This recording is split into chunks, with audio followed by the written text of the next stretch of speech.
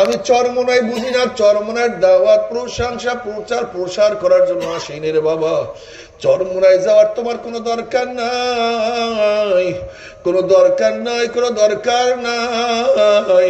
তুমি যার কাছে গিয়া পারো গুনার কাম ছাড়ো, নেকের আমল ধরো, কলম নরম করিয়া চোখে পানি নিয়া মাওলার কবরে যাইও। যেরকম দুনিয়ার ঘরে আগুন লাগলে পানি ছাড়া নিবানো যায় না, ঠিক তদ্রুপ তোমার এবং আমার গুনার দ্বারা যে জাহান্নামের আগুন জ্বলিয়া রয়েছে, চোখের পানিও ছাড়া কিন্তু জাহান্নামের আগুন নিবানো সম্ভব না। কাজে আমার জন্য দোয়া চাই,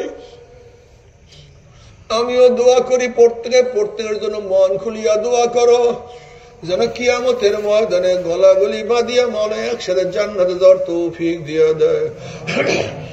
আল্লাহুম্মা আমিন।